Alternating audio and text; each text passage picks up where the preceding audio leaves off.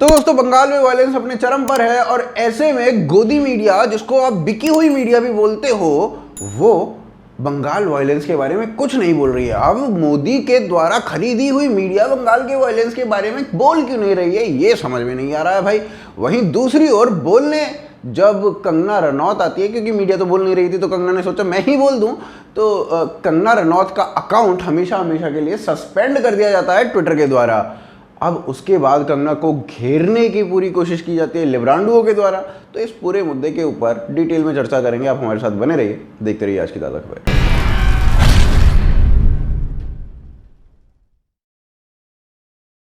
तो दोस्तों बंगाल में इलेक्शन हुए और चुनाव के नतीजों का दिन था और रुझान अभी ये आने शुरू हुए थे कि ममता की जीत हो रही है।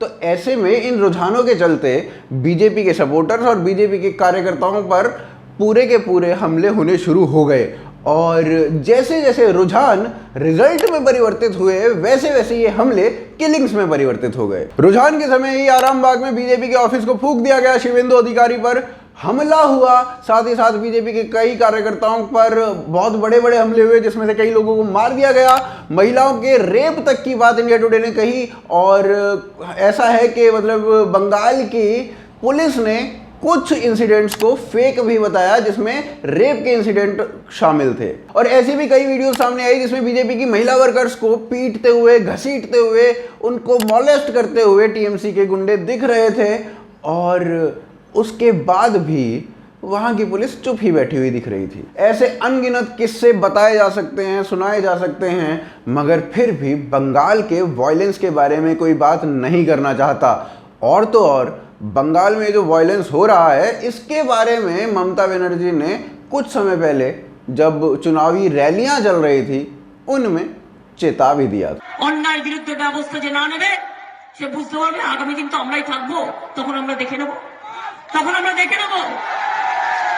ভোটের পরে তো সব পালাবে, তখন বলবে আর কিছুদিন সেন্ট্রাল ফোর্সকে রেখে দাও, আর কিছুদিন সেন্ট্রাল ফোর্সকে রেখে দাও যেন আমাদের বাঁচিয়ে দেয়। তারপর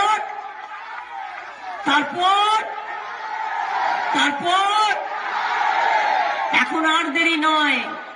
अब इतना वायलेंस हुआ तो गोदी मीडिया कुछ ढंग से बोल नहीं पाई और असली गोदी मीडिया भी कुछ नहीं बोल पाई और ना ही किसी को फासिज्म दिखा। खैर दिखी तो 56 इंच की छाती भी नहीं। अब महिलाओं के साथ अभद्रता की वीडियो सामने आ रही थी एक के बाद एक और उसके बाद महिला आयोग की जो चीफ हैं उन्होंने डीजीपी बंगाल को लेटर लिखकर कहा कि आप एक्शन लीजिए। तो डीजीपी बंगाल ने कहा कि अरे मैडम काहे का एक्शन, अभी तो हम वीडियोस की जांच करेंगे, उसके बाद देखेंगे कुछ एक्शन लेना होगा। तो वहीं दूसरी ओर ममता बनर्जी ने कह दिया कि सारी वीडियोस पुरानी हैं, फेक हैं।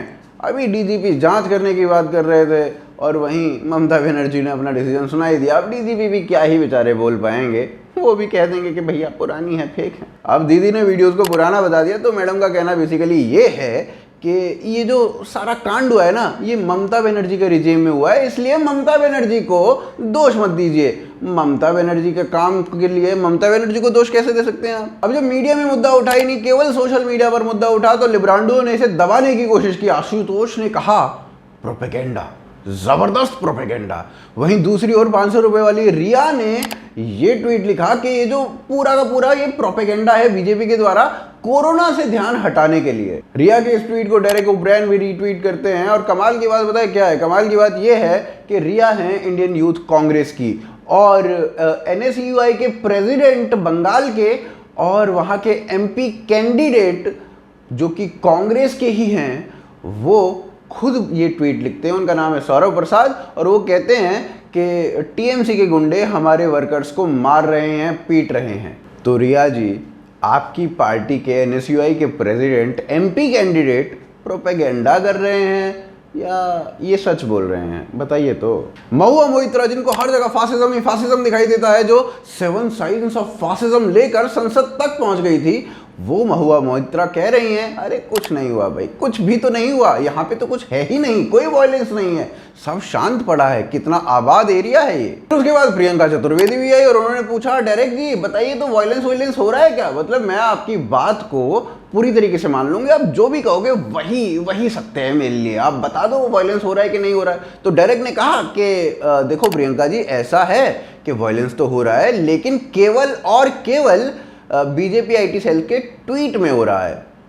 पर भैया जो भी है वायलेंस है कि नहीं, जो भी है, पर प्रियंका जी उस दिन आपको गाना नहीं गाना चाहिए था। यहाँ पर मुद्दे की बात सबसे बड़ी ये है कि बंगाल में मालदा में जब वायलेंस हुआ था तो तब भी 5 दिनों तक केवल सोशल मीडिया ने आवाज़ उठाई थी, कोई नेशनल मीडिया उसको कवर नहीं कर रही थी। और जब हंगामा सोशल मीडिया पर बढ़ता गया, आउटरीच बढ़ता गया, तब जाकर नेशनल मीडिया ने सुध ली और इस पर राजदीप सरदेसाई ने ये तक कहा था कि मालदा हमारे यहाँ से बहुत दूर पड़ता है, इस वजह से हमें 5 दिन लग गए मालदा तक पहुंचने के लिए। और वही हाल इस बार भी होता हुआ दिखाई दे रहा है। और इस मुद्दे के ऊपर जब कोई नहीं बोल रहा था तो कंगना ने सोचा कि वो बोले और उन्होंने एक ट्वीट लिखा। उन्होंने लिखा, कंगना ने कहा कि छोटी गुंडई को दबाने के लिए बड़ी गुंडई करनी पड़ती है। मोदी जी अपना विराट रूप दिखाइए जो आप अर्ली 2000 में दिखाते थे। अब पता नहीं भाई ये मैडम कौन सा रूप देखना चाहती हैं, क्योंकि अगर ये 2002 के बारे में बात करना चाह रही हैं तो भाई